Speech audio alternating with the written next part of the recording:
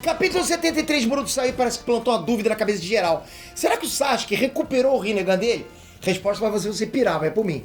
Vem comigo que a gente vai analisar isso e tudo que rolou nesse capítulo de Boruto. Vamos lá.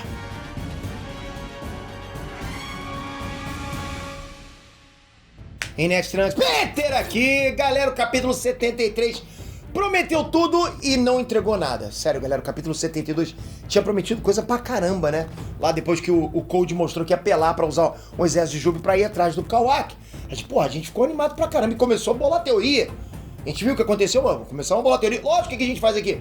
Mas não aconteceu nada disso. E eu não tô frustrado porque eles não entregaram o que a gente queria que entregasse. Eu tô frustrado porque eles não entregaram nada. Foi difícil, eu tenho que falar isso pra vocês, dói aqui. Melhora o dia pra gente, lógico, quando vocês deixam o like no vídeo. Por que é isso? E galera, tamo na final das 3 categorias que vocês colocaram no IBEST. Se vocês já votaram na gente, pronto, vocês podem até votar de novo. Olha, eu nem acredito que isso tá acontecendo, porque a gente inclusive tá na Creator do ano, com os caras mais casca grossa aqui do YouTube.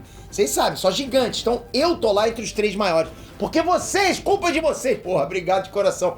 Deixei aqui embaixo 3 links. É só você tocar em cada um e confirmar o voto lá. É só clique. Se você não tiver logado, é possível que você tenha que se logar, mas é muito rápido. Se você já votou, você pode votar de novo. E já pensou a gente traz isso pra casa? É por isso que eu não paro. É por isso que eu não consigo parar, é de verdade. Vocês vão perguntar, Pedro, por que você não para com esse canal? Por causa disso, esse feedback é bom demais. Obrigado por isso, obrigado por essa sua ajuda, obrigado por tudo que você faz por esse canal. Vamos lá. Galera, como é que eu vou começar? Né? Vocês usam Netflix, né?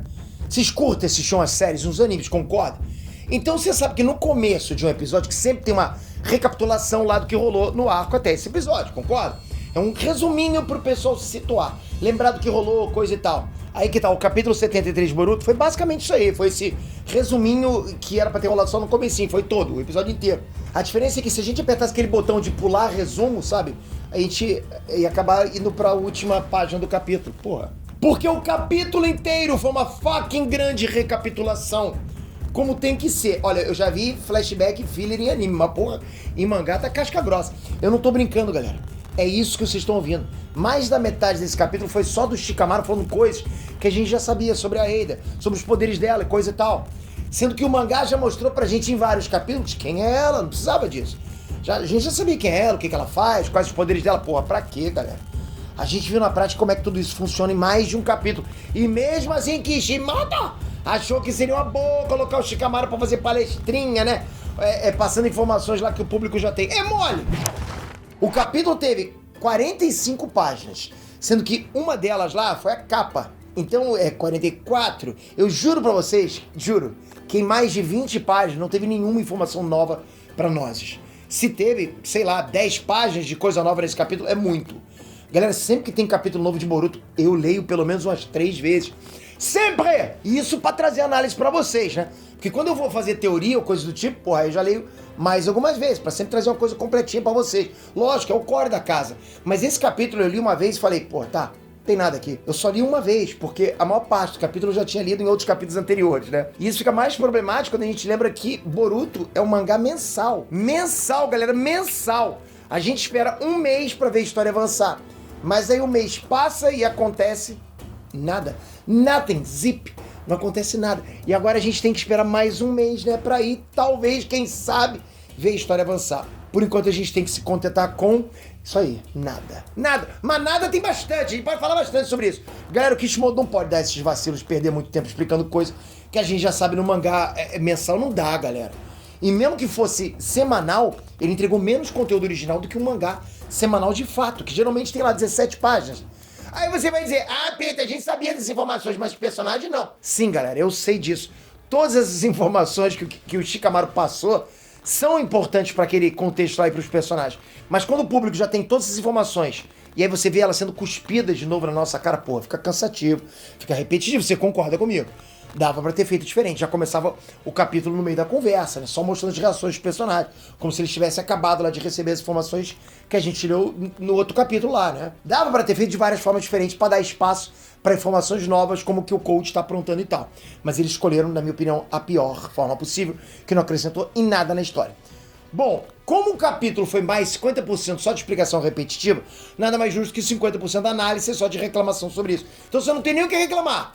Agora vamos falar do que a gente teve de informação minimamente nova nesse capítulo. Bora lá!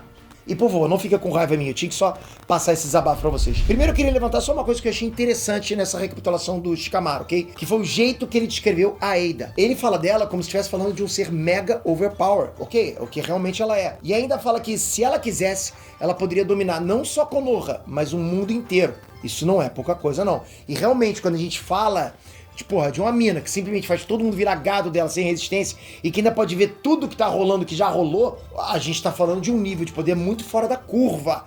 Inclusive, toda aquela conversa estava sendo monitorada por ela, que tava de boa lá no trem a caminho de Konoha. Quando a galera viu que ela é quase onisciente, até o Boruto e o Kawaki ficaram em choque, porque é simplesmente muita apelação, galera. Quando você tem algum Oni, é muita apelação, né? Que nem o Boruto diz, ela tá de cheat, ela tem, tem um cheatinho de Inei. Mas eu me pergunto se ao invés de usar o Sharingan dela pra assistir a conversa em Konoha, ela poderia usar pra assistir o que o Cold tá tramando agora. Porque o safado tá lá com o exército de bichos feios lá pronto pra macetar geral. Mas eu acho que tem sentido ela querer ver Konoha primeiro. Até porque o principal interesse dela tá lá. Vocês sabem disso. E, inclusive o Kawaki não pareceu nada feliz de saber que a Ada tá gamadinha nele. Ou o Kawaki não curtiu isso. E até é curioso, porque no anime tá rolando uns episódios de transição bem leves, né? Focados nele, focados no Kawaki e na Himawari, na Academia Ninja. E num desses episódios, o Kawaki aprende o que é alguém ter um crush em alguém, né? Ou querer pegar alguém. Claro que não é ele quem tem crush em alguém, e não é ele que quer pegar alguém, né? Ele é o emo da história, né? Não tem tempo pra essas coisas. Mas eu achei curioso como é que no anime ele foi apresentado a esse universo, digamos, romântico, né? E agora no mangá ele tá sendo metido nessa situação. Mais uma vez o anime construindo o caminho para justificar o mangá. É bem legal essa relação, isso eu acho legal. Mas é que nem eu tinha falado na análise do último capítulo, né? O Kawaki, ele só iria querer saber da Ada se ela pintasse o cabelo de amarelo, usasse laranja, falasse da Tebayo, acho que só isso. Ele não quer nada romântico, galera, ele só quer saber de proteger o Naruto, vocês sabem disso. Mas pelo menos foi engraçado ver a Ada reagindo a tudo aquilo, né? Vendo o Shikamaru revelar que ela gosta do Kawaki pra ele e tal, né? Eu acho que as reações dela são a melhor parte do capítulo. Mas no fim das contas, a grande missão do time 7 é basicamente conviver com a Ada. Como Boruto e Kawaki são os únicos que não caem no feitiço dela, só eles podem ficar de olho e garantir que ela vai cooperar, porque qualquer outra pessoa ia só fazer as vontades dela. Esse plano do Shikamaru é bem simples, mas é muito inteligente. É o velho ditado, galera. Água mole, pedra... Não é esse não. Melhores os amigos perto e os inimigos mais perto da Ada. É isso que eu quero falar pra vocês. Porque eles ainda não têm certeza se a Ada vai realmente jogar no time de Konoha. Então é bom deixar esses dois cães de guarda, o Tsutsuki, perto dela. Lógico, tem que fazer isso. Mas a missão é só ficar de boa com ela, né? Sem arranjar treta nem nada do tipo. Eu acho que essa convivência dos três vai gerar umas interações muito legais, né? Eu consigo imaginar a Ada completamente envergonhada perto do Kawaki. O Kawaki sendo o cavalo que ele sempre é e o Boruto tentando mediar as coisas ali. Porque eu sinto que no final das contas a Ada vai terminar apaixonada pelo Boruto. Bom, e aí rolou a cena mais esquisita do capítulo, o Momoshiki aparecendo do nada. Tipo, pô, ele tava claramente aparecendo em forma de alma ali pro Boruto, só que ele tava muito mal desenhado. Acho que o Ikimoto não toma jeito mesmo, né, galera? Só pode ser. Acho que ele tava fazendo estágio lá no Nanatsu no Taizai. Ele tava parecendo o Eren manipulando o pai dele lá em Attack on Titan. Lembra dessa cena? Mas enfim, essa cena é tipo bem esquisita, porque o chifrudo aparece do nada e o Boruto não parece nem notar. Ele nem reage a ele. Lembrando que no último capítulo ele apareceu e meteu o terror no Boruto. Falou que a bosta no ventilador ia feder já pro lado dele. Ó, talvez essa aparição dele agora seja só uma representação de mau presságio, pode ser. Porque, tipo, ele não fez nada, só ficou olhando o Boruto lá com a cara de maluco. Mas apesar do Boruto não ter percebido, o Kawaki percebeu, isso é legal. E isso é curioso, porque assim, por que o Kawaki percebeu e o Boruto não? Não dá pra dizer se o Kawaki realmente viu o Momo ali ou se sentiu ele lá no cangosto do Boruto, não consigo afirmar isso. Mas ele claramente percebeu e ficou tentando entender o que tava rolando. Talvez isso seja alguma ligação ao Tsutsuki, eu sei lá. Só que outra pessoa que sentiu e nem tava na sala foi o Sasuke. O cara tava trocando ideia com o Naruto e do nada ele sentiu a presença do Momoshiki ali. E isso é suspeito. E foi aí que rolou a página que fez a fandom ficar maluca. Logo depois do Sasuke sentir a presença do Momo, apareceu um quadro mostrando o Rinnegan do Sasuke. Sim, galera, o Rinnegan dele. Então quer dizer que o Sasuke ainda tem o Rinnegan. Não, gente, não é isso. Essa cena é claramente um flashback.